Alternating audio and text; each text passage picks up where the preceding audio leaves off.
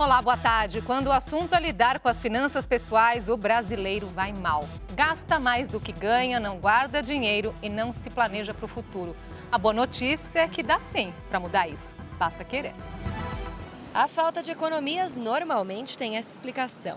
Sobra, né? Como é que guarda?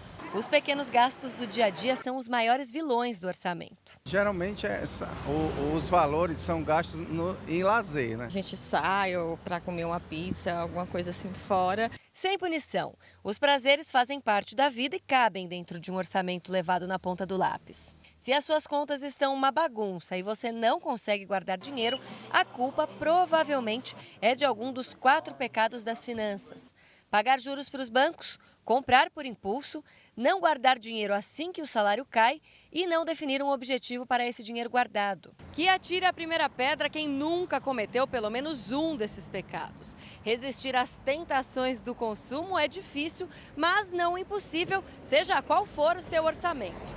O primeiro passo é quitar as dívidas, caso elas existam, buscando parcelas que caibam no seu orçamento e que tenham juros menores. Tem que olhar seu orçamento, o quanto você ganha, e você tem que adequar a sua vida para que você gaste alguma coisa em torno de 70% ou 80% do total que você ganha. A mudança para construir o hábito da poupança tem que ser radical. Também dá muito trabalho, mas vale a pena. Primeiro mês é complicado porque você ainda não tem aquela rotina, olhar extrato bancário é chato. Aparece alguma coisa para você comprar, não vou comprar. É extremamente prazeroso, que você vai percebendo que as suas metas financeiras podem ser alcançadas com tranquilidade.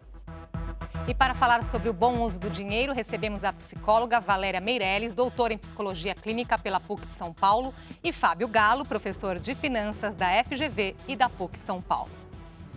Boa tarde. Obrigada pela presença aqui hoje com a gente.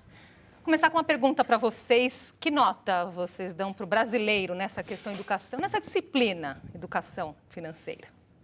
Olha, eu fico até com medo, mas para mim não dá média.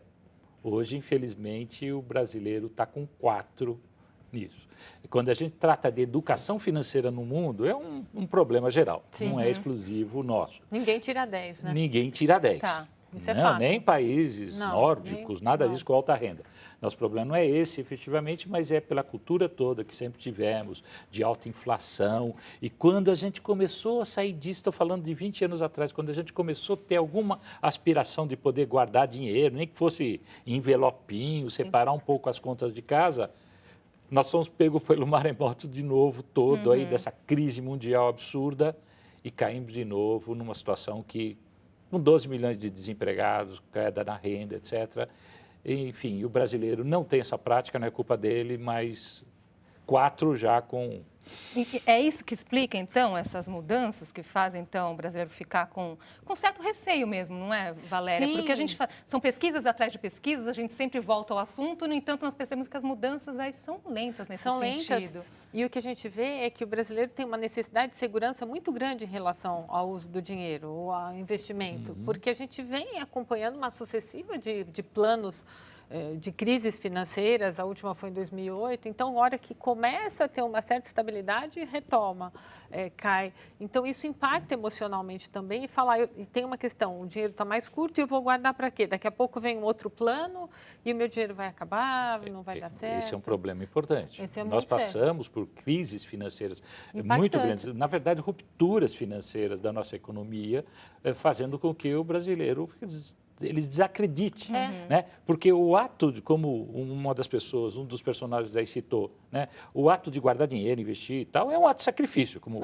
fazer regime, como ir na academia todo dia. É uma escolha, você não tem agora para ter depois, mas tem o sacrifício do momento. Mas aí que está, na hora que você só tem descrédito nessa situação toda, você acaba falando, não, para que eu vou fazer isso? E no brasileiro, e por que da minha nota também, porque esse problema não é localizado numa classe social, numa classe de renda. Ela imanta efetivamente e infelizmente todas as classes sociais brasileiras, né? Do rico ao pobre, a gente tem a mesma dificuldade. E olha só a consequência disso, um levantamento do Banco Central, que eu vou dizer, eu fiquei surpresa, não sei, vocês que lidam com isso no dia a dia, talvez nem tanto, mas quase metade dos brasileiros deixa o dinheiro parado em casa ou numa conta bancária. Quer dizer, como dizer, praticamente debaixo do colchão, né, Sim. Valéria? Eu penso que é E um comportamento como esse também faz com que o dinheiro esteja sendo perdido também. Sim, eu penso que tem muito uma questão de segurança e o medo de perder. O grande medo do ser humano é perda.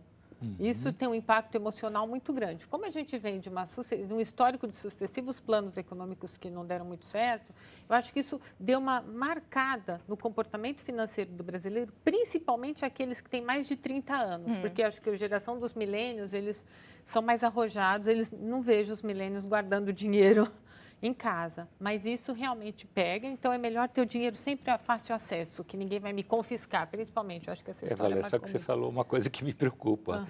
Eles não estão guardando dinheiro porque estão gastando. Estão gastando, mas eles são mais arrojados, eles têm uma Mas outra aí relação que tá. com o dinheiro. Eu né? concordo com você, acho legal, não há uma crítica nisso, Sim. mas o lado negativo é que um dos maiores problemas de endividamento com cartão de crédito são os idosos e os jovens. São as duas pontas, é São claro. as duas pontas. O idoso, por explicação natural, a renda é baixa, tem que comprar remédio, comprar comida, acaba e não sabe lidar muito bem também, né? É verdade. Perde um pouco essa percepção mais clara. O jovem não tem essa alegação de que não sabe lidar com cartão de crédito, não sabe apertar uma tecla ou uma senha, não é isso. A questão é que ele gasta mesmo, prefere aproveitar a vida e tal, não vê muita esperança. Também Porque tem para isso. conseguir o primeiro emprego está muito difícil, ele está retardando mais sair de casa, né? Geração canguru, que a gente Geração chama, canguru, faz com que realmente ele gaste mais e se previna menos. Mas o problema do efeito é um efeito para o bolso da pessoa, só para dar um exemplo, né? Se você, por exemplo, ficar R$1.000 com dinheiro guardado em casa, pela inflação projetada para esse ano, você vai ter 930 só no final do ano. Porque na base de 7% de inflação. Agora, se você pensar o que nós temos de taxa de juros que traria para o seu bolso, em vez de 930, você poderia ter alguma coisa mínima como, 1.040, só para arredondar um número. Né? Já com imposto, coisas desse Quando tipo. vem essas contas, esses exemplos, fica muito claro, né?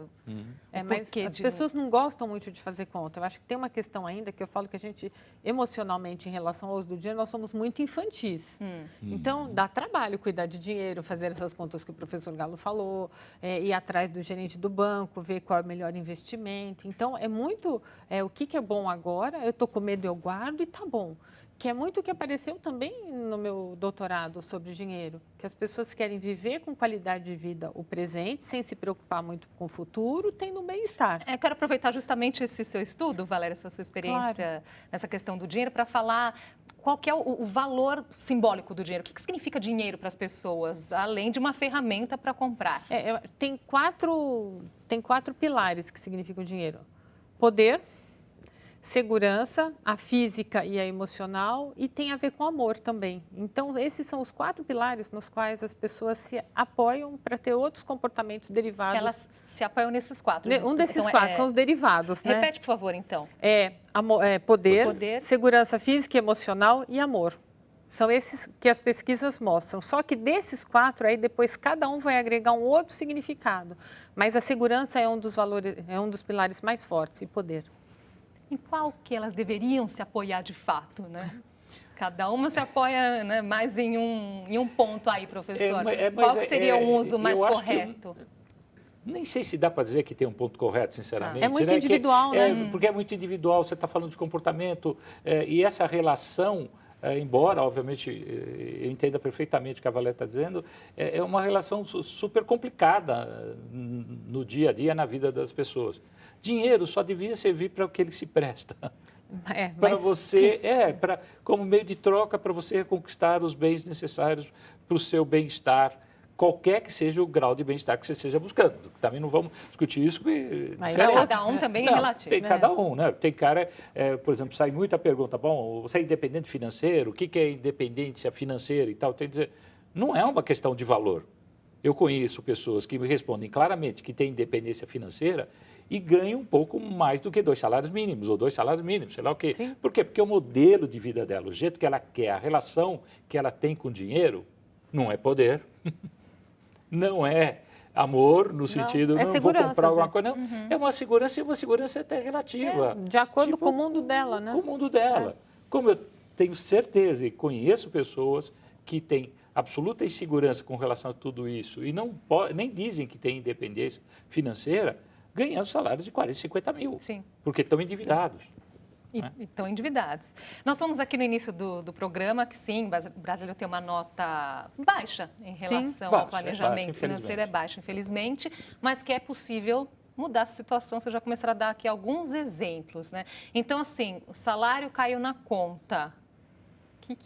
A partir daí, como deve começar esse planejamento? Eu penso que primeiro separa o que tem que ser poupado e depois ajustar, e aí esse poupado o professor está melhor, 10, 20 ou 30%. E a partir daí, fazer uma negociação com ele mesmo, assim, se ganhar 10, tenta guardar um tanto. E depois viver com o que foi possível. Mas isso implica em ajustes de vida e falar não para muita coisa. Aí entra o campo emocional. Como é que eu vou tirar tal coisa? Então, quando entra o aspecto psicológico do dinheiro nessa história de abrir mão, e que é uma trama, que eu falo, cada pessoa tem o seu mundo pessoal do dinheiro, feito de muitas histórias, muitas experiências da sua própria família, que ele mesmo tem. Aí fica difícil. Então, tecnicamente, é assim que se faz. Na prática, entra um conjunto de emoções que normalmente não é assim que funciona. Na prática, as pessoas costumam fazer o inverso disso, professor? Completamente. Guarda quando sobra, nem tem orçamento. E quando nem sobra, quando sobra, fala, bom, o que eu faço com isso? A primeira resposta, infelizmente, é legal, vamos para a pizzaria, vamos gastar. Eu concordo também com a Valéria, mas eu só quero fazer uma observação, né? Você é a psicóloga aqui, eu não, né? Mas tem um lado psicológico que eu não gosto de colocar porcentagem, se é 10, 20 ou 30. Porque o que eu costumo falar é o seguinte, depende de novo do comportamento da pessoa. Concordo com a regra. Primeiro você se paga, depois você vai gastar no que tem que gastar, né? Ou seja, guarda e sempre por 3 motivos, né? Deixa eu agora colocar aí os 3 motivos. Primeiro, por que você guarda? Para poder consumir com prazer, sem a dor de cabeça de não saber como pagar. Segundo, está preparado para uma emergência. Um imprevisto. Ou ruim, não. Filho inesperado, um passeio que surgiu e que você, tendo dinheirinho, você pode fazer. Ou uma cirurgia, sei lá, alguma coisa desse tipo. E o terceiro motivo é estar preparado, eu nem chamo mais de aposentadoria, sei lá, esse momento novo da vida após o mercado de trabalho. E nesse ponto, quanto você vai guardar depende do seu jeito, do que você quer para a sua vida. E isso começa com a primeira resposta. Como que eu quero viver? Como que eu quero viver em relação a esses 3 tópicos? E daí, tem gente que com 10% do salário... Está ótimo. Passa tranquilo. Tranquilo. Tem gente que com 30% não consegue ter essa vida que deseja, né? Então, é uma questão de comportamento. Vou só trazer um outro dado aqui, Valéria, que tem a ver com a nossa conversa. Eu acho interessante trazer uns estudos aqui, porque eu acho que esclarece para as pessoas os exemplos, né? É um outro levantamento, dessa vez feito por uma seguradora suíça, em 11 países, incluindo o Brasil. Revelou por quanto tempo as pessoas conseguiriam bancar as despesas básicas se perdessem a renda, se perdessem o emprego. 28% dos brasileiros não conseguiriam pagar as contas por mais de um mês. Um mês? Um mês. Eu conheço essa pesquisa, é isso mesmo, né? infelizmente. É preocupante. Trágico, isso muito preocupante. Impacta na saúde mental de todo mundo da família, não só dos provedores. Isso é muito sério e pede uma ação muito grande em termos de educação financeira global. Penso políticas públicas e tudo mais. Eu não concordo. Eu concordo integralmente. O que eu vejo pior, né? Uma coisa que eu li também, né? Grau de bem-estar e tal. O que é bem-estar para as pessoas? Cada um tem o seu. Sim, mas aí que está, em relação a finanças, não é grau de riqueza efetiva. Não adianta você falar, eu fiquei milionário, portanto eu tenho um grau de bem-estar alto. Não é isso. Usualmente, e particularmente para os aposentados, mas eu diria que para todos nós, né, dizer que está com alto grau de bem-estar financeiramente é quando você vive bem da forma como você planejou viver. Se você se pôs assim, olha, eu quero morar no apartamento que eu moro hoje, não sei o que lá, quero andar de ônibus, sei lá, qualquer que seja o modelo, e eu estou realizando isso, eu me digo satisfeito com a minha vida. Eu atribuo um alto grau de bem-estar porque eu estou vivendo de acordo com o que eu planejei. Eu vivo mal se eu planejei ter um avião? Ter um avião e poder comprar, sei lá, na melhor joalheria, tudo que eu quisesse, e eu não conquistei isso, que é um erro psicológico, é um erro de vida, né? Então, as pessoas que vivem bem é aquelas que vivem de acordo com o que elas planejaram. Para isso, ela precisa estar organizada financeiramente e, obviamente, uma resposta que a pessoa tem, que se eu perder o emprego hoje, eu vivo um mês... Nossa. E esse planejamento tem a ver, sim, com poupar dinheiro, então. Com poupar, Lógico.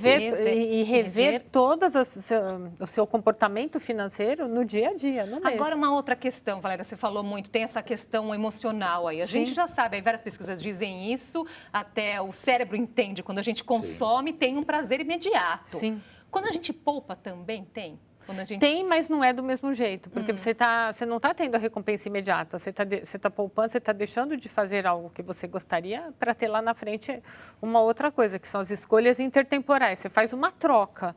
Então, o prazer que você tem no momento da compra, que você está pegando o objeto, é muito maior do que, eu vou poupar esse, porque você tem que esperar algo para o futuro e você tem que segurar alguma frustração, que muitas vezes não é fácil. Então, acaba sendo mais sofrido. As pessoas consomem mais do que poupam, então. Exatamente. Porque esse prazer... E por isso que é importante um objetivo bem definido, porque você consegue negociar. Então, eu não estou para ter ali na frente. Então, esse é meu objetivo. Você pode ver que quem tem mais objetivo consegue trabalhar melhor. Então, que chavinha que a gente tem que mudar aí, né, na nossa cabeça para, assim, tudo bem, se existe essa explicação, não tem esse prazer imediato, por isso que as pessoas, então, não se preocupam com o futuro. Mas também não é tão... Mas aí que está. Como que você consegue mostrar, inclusive para a família, essa troca? É quando você começa a mostrar os ganhos que você tem do fato de ter guardado dinheiro, de ter poupado. E tem que trazer a família para entendimento do planejamento financeiro. O planejamento financeiro familiar ele tem que ser coletivo. Você não precisa mostrar quanto ganha. É o diálogo. É o diálogo. Vamos conversar.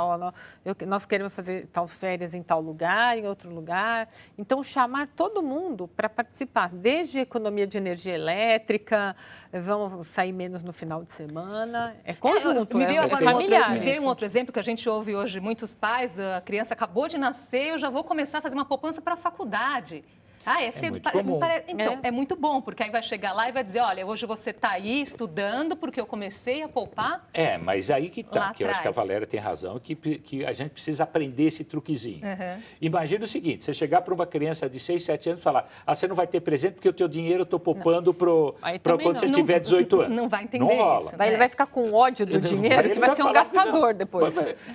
Aí que está. Né? Tem um amigo que eu nem ousei escrever isso, que ele queria que eu escrevesse num livro que eu escrevi sobre esse tópico, né, de educação financeira das crianças, etc. Né? E ele queria, tem que convocar reunião com pauta. Eu falei, calma, não precisa chegar tanto, mas você tem realmente e aproveitar as oportunidades, tá todo mundo junto, olha, para onde nós vamos viajar, papai está fazendo, fica tranquilo, veja aqui o resultado que nós estamos conquistando e tal. Está vendo isso aqui? Está guardado para você fazer tal coisa, etc. Pelo menos dar uma animada e mostrar que tem ganhos, né?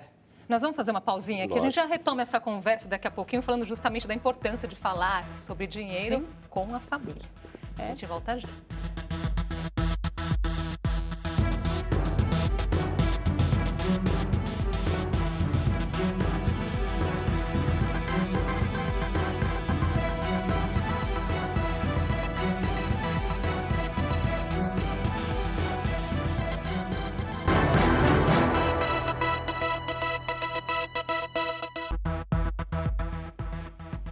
Já estamos de volta com o JC Debate. Hoje conversamos sobre o uso do dinheiro. Com a gente, a psicóloga Valéria Meirelles, doutora em Psicologia Clínica pela PUC de São Paulo, e Fábio Galo, professor de Finanças da FGV e da PUC de São Paulo.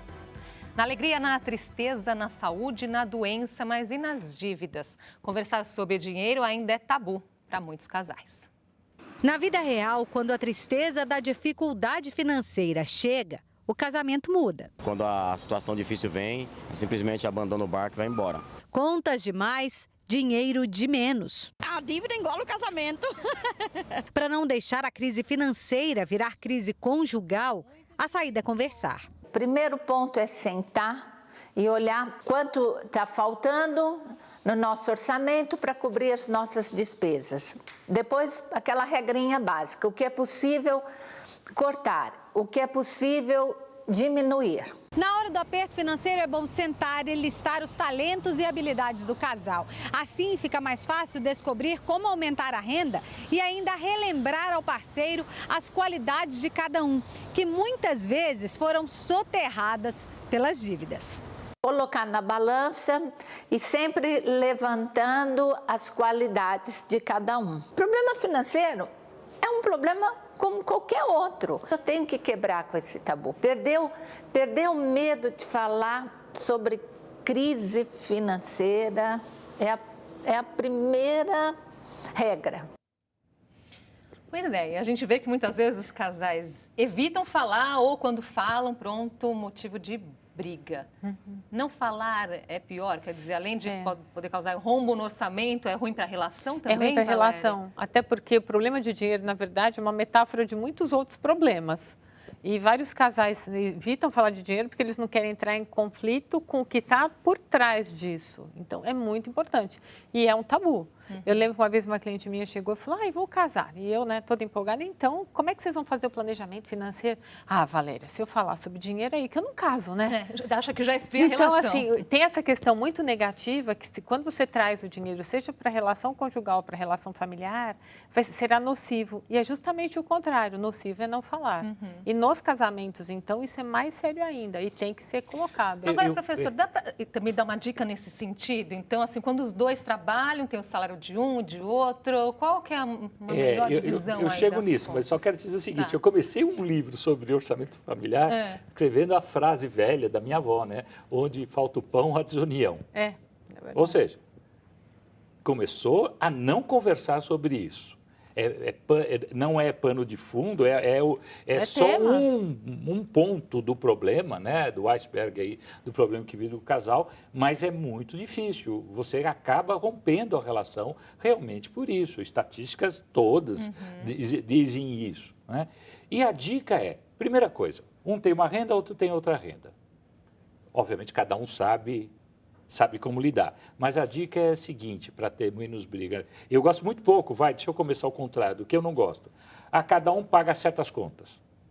Você já começou a desunir por aí. Já errou. Né? Que certas contas? Qual o critério? E outra, né? Vamos rachar, né? Vamos rachar. Bom, um ganha 1, outro ganha 10. Rachar as contas. Então, uma das dicas é, trata o dinheiro com mais uniformidade. E, por exemplo, essas contas que ficam por você relativas ao seu ganho, Se eu ganho 1, eu pago 1 das contas. Se eu ganho 10, eu pago 10 das contas. E sempre conversando sobre isso. E outra, o que dá muita briga em casal... E não tem que deixar uma quantia, então, eu vou usar do meu jeito, alguma parte, legal. E o problema é meu. Legal. Isso é muito importante. Chegar e falar, olha, esse é o nosso orçamento. Poupança, como nós falamos, né? Poupança guardada, gastar disso. Esta verba é para você gastar, não me pergunta no quê, e esta é para você gastar. Porque se começar a falar, você vai gastar nisso, o que você vai gastar? Charuto. Charuto? Pelo amor de Deus. Não, começou já um grau de crítica que vai acabar, obviamente não vai trazer coisa errada para dentro de casa, mas você tem que dar liberdade para a pessoa se sentir dona do seu dinheiro. E até porque, Valéria, mulheres e homens, eles também têm uma relação diferente com o dinheiro? Sim, e sentimentos diferentes. A mulher sofre mais, quando fala em dinheiro, ela tem sentimentos ambivalentes, culturalmente, ela não foi educada para lidar com dinheiro em termos de conquista, aparece isso também na minha tese, a dificuldade da mulher em retenção e habilidade com o dinheiro. Então, quando vai para o casal, ela já entra, muitas vezes, se sentindo em desvantagem. Isso que o professor falou, vale uma máxima, assim, da terapia de casal, que 2 individualidades somam uma boa conjugalidade. E isso vale com o dinheiro, porque se é conversado, a mulher também tem um espaço para trabalhar com o que ela gosta, fazer isso e continuar contribuindo com a família. Então, isso faz diferença. Agora, a mulher tem essa preocupação maior? Tem. Em relação ao bem-estar da família? Tem. Isso é histórico, cultural, genético, constitucional, é tudo, ambiental. E tanto é que o dinheiro dela, muitas vezes, ela nem usa com ela usa muito mais com o bem-estar da família, com roupa para os filhos e tudo mais. A gente sabe que, teoricamente, as pesquisas mostram que o dinheiro da mulher é o dinheiro da família e dos filhos, e do homem é o dinheiro do concreto, do maior. Tem mudado, mas mesmo no dia a dia, quando o dinheiro da mulher está no bolso e ela sai, ela compra uma coisa para ela, para a família, para alguém, para o filho e tudo mais. Isso não tem como sair. Tem uma coisa legal nisso, né? É uma coisa que particularmente eu tenho estudado com um pouco mais de cuidado, que me chama muita atenção. Primeiro, os casais brigam muito pela decisão do que fazer com o dinheiro. Sim. Porque culturalmente o homem pega a testa disso, né? Sai Sim. na frente, ele é o provedor e tal, e acaba inibindo a mulher nessa relação. Por isso que as pesquisas sobre nível de bem-estar dão que os casais com maior nível de bem-estar em relação a finanças são casais gays. Porque os dois entram em relação de igualdade nesse diálogo. E acabam literalmente conversando mais, tratando melhor no que nós vamos gastar, o que vai ser. E a maioria não tem filhos. Mas também por isso, mas mesmo quando tem filhos, a decisão é mais conjunta. E acaba evitando... Quer dizer que a questão de gênero também bate aí na para você ter uma ideia do dinheiro. Não, é o pink money que eles falam, né? Mas isso tem trazido até para o mundo corporativo, de trades, de corretoras, etc. Eu, particularmente, tenho um orientando de doutorado estudando isso. Nós estamos estudando a questão da testosterona nesse ambiente, na decisão. Porque a mulher... É independente de gênero, mas quem carrega mais de testosterona acaba tomando decisões mais agressivas no mundo financeiro. Então, o homem sai na frente, e a maioria é homem nessa decisão, só que ele monta carteiras, portfólios de maior risco e acaba ganhando muito, mas perde muito. Então, está se reivindicando mais a presença feminina nesse ambiente, porque ela está mais equilibrada, toma decisões com menor grau de risco. Está muito interessante nossa conversa, infelizmente nosso tempo está acabando. Só para concluir, então, o que dizer para as pessoas rapidamente, Valéria, dizendo que vale a pena, sim, repensar. Vale a pena repensar e entender o que significa dinheiro na vida das pessoas, porque o uso do dinheiro passa muito pelo significado que cada um dá a ele. E esse significado muitas vezes gera distorção. É preciso responder, então, essa questão. O que é o dinheiro? O que é dinheiro para você? Para mim, de forma muito rápida, é repensar a vida. Perguntar mesmo se só consumir é o que te dá prazer. Esse tipo de resposta tem que ser encaminhada melhor. Nós somos muito consumistas e estamos levando a humanidade para um caminho que não é bom. Terrível. Uma outra questão, sem dúvida. Consumismo não é sinal de felicidade, longe disso. Muito obrigada pela presença de vocês aqui. Gostei dessa dupla e até uma próxima oportunidade. Obrigado. Obrigada. E o JS Debate fica por aqui. Inscreva-se no nosso canal no YouTube, estão todos os nossos programas anteriores. youtube.com/jornalismo TV Cultura. Uma ótima tarde para você.